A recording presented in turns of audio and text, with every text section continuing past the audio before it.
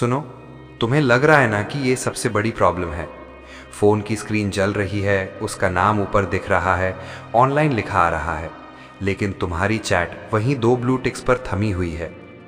तुम हर 2 मिनट में screen on करते हो, नोटिफिकेशन बार को नीचे खींचते हो, शायद नेट ऑफ करके ऑन करते हो ये सोचकर कि शायद इंटरनेट की गलती हो। लेकिन सच तो ये है कि इंटरनेट सही चल रहा है, उसकी प्रायोरिटी बदल गई है। आज इस बात का पोस्टमार्टम करेंगे, बिना किसी मक्खन के, बिना किसी किताबी ज्ञान के, सीधा वो सच जो तुम्हें सुनने की ज़रूरत है, चाहे वो तुम्हें कितना ही बुरा क्यों ना लगे। Section 1, the illusion of importance. सबसे पहली बात, तुम्हें लगता है तुमने मैसेज किया है इसलिए उसका फ़र्ज़ बनता है रिप्लाई देना। क्यों भाई, तुम कौन हो? तुमने उसकी ज़िंदगी में वो जगह बनाई है जहां तुम्हारा एक मैसेज उसके दिन की हाईलाइट हो?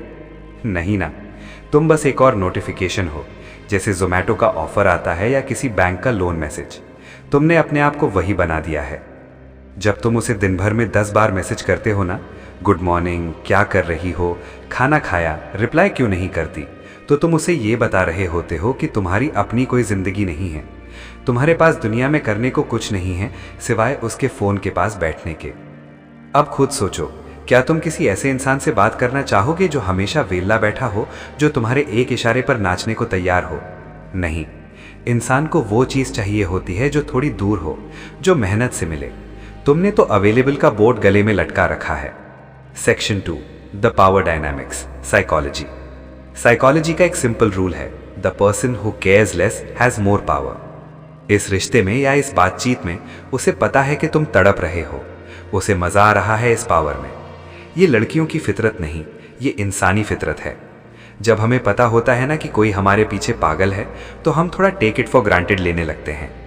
वो सीन करके रिप्लाई इसलिए नहीं करती क्योंकि उसे पता है कि तुम कहीं नहीं जाओगे, तुम कल फिर मैसेज करोगे, तुम कल फिर उसकी पुरानी फोटोज लाइक करोगे, तुम कल फिर स्टेटस लगाओगे उसे सुनाने के लिए। तुमने उसे गॉड बना दिया है और खुद को भक्त, और भक्त सिर्फ प्रसाद का इंतजार करता है, सवाल नहीं करता। Section 3, the desperation sting. क्या तुम्हें पता है कि डेस्परेशन की एक बू होती है, एक ऐसी स्मेल जो फोन के स्क्रीन के उस पार तक जाती है। जब तुम लिखते हो ना रिप्लाई क्यों नहीं दे रही, तो उस लाइन में गुस्सा नहीं दिखता, उसमें तुम्हारी लाचारी दिखती है। तुम भीख मांग रहे हो उसका वक्त, और भीख में मिला हुआ वक्त कभी मोहब्बत नहीं लाता, सिर्फ तरस लाता है। अब खुद सोचो, क्या तुम किसी ऐसे इंसान से बात करना चाहोगे जो हमेशा वेला बैठा हो, जो तुम्हारे एक इशारे पर नाचने को तैयार हो? नहीं, इंसान को वो चीज़ चाहिए होती है जो थोड़ी दूर हो, जो मेहनत से मिले। तुमने तो अवेलेबल का बोर्ड गले में लटका रखा है। Section 4, the silence treatment. अब थोड़ा गहराई में चलते हैं। कभी सोचा है कि वो रिप्लाई न देकर तुम्हें क्या सिखा रही है? वो तुम्हें तुम्हारी औकात दिखा रही है, उसके दिमाग के हिसाब से। वो सीन करके किसी और से बात कर रही होगी, या शायद सो रही होगी, या शायद बस मन नहीं होगा, और उसके पास ये हक है। पर तुम्हारे पास क्या हक है? तुम्हारे पास हक है अपनी सेल्फ रिस्पेक्ट बचाने का। लोग कहते हैं वेट करो, मैं कहता हूं मूव ऑन करो। वेट करने से सिर्फ उम्मीद बढ़ती है, और उम्मीद ही दर्द की जड़ है। जिस दिन तुमने उसका सीन देखकर अपना फोन साइड में रख दिया और जिम निकल गए, या अपनी पढ़ाई करने बैठ गए, या अपने दोस्तों के साथ सच में एंजॉय करने लगे, उस दिन से तुम्हारी बदली हुई एनर्जी उस तक पहुंचेगी। तब उसे लगेगा कि अरे ये रो क्यों नहीं रहा, इसने दूसरा मैसेज क्यों नहीं किया। Section 5, the transformation, the solution. तुम्हें बदलना होगा, इसलिए नहीं कि उसे वापस लाना है, बल्कि इसलिए कि तुम्हें इस दलदल से निकलना है। पहला स्टेप, उसका चैट डिलीट करो अभी। हाथ कांप रहे हैं? होने दो। ये डर है कि कहीं वो कांटेक्ट खत्म ना हो जाए, पर भाई कांटेक्ट तो पहले ही खत्म है, वो सिर्फ तुम्हारी तरफ से चल रहा है। दूसरा स्टेप, अपनी लाइफ में वैल्यू ऐड करो।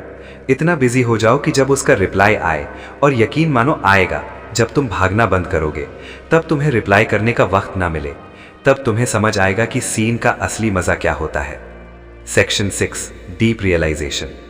एक बात बोलूं, वो लड़की बुरी नहीं है, वो बस तुम्हारी कमजोरी का आईना है।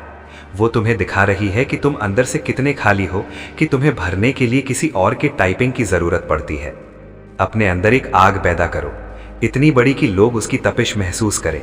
जब तुम कामयाब हो जाओगे, जब तुम्हारी पर्सनालिटी में वो वजन आएगा, तब सीन करके रिप्लाई ना देना किसी की हिम्मत नहीं होगी। तब तक शांति से बैठो, अपने काम पर ध्यान दो, रो मत, क्योंकि रोने वाले से लोग हमदर्दी करते हैं, इश्क नहीं। The ending moment. सुनो, स्क्रीन ऑफ करो।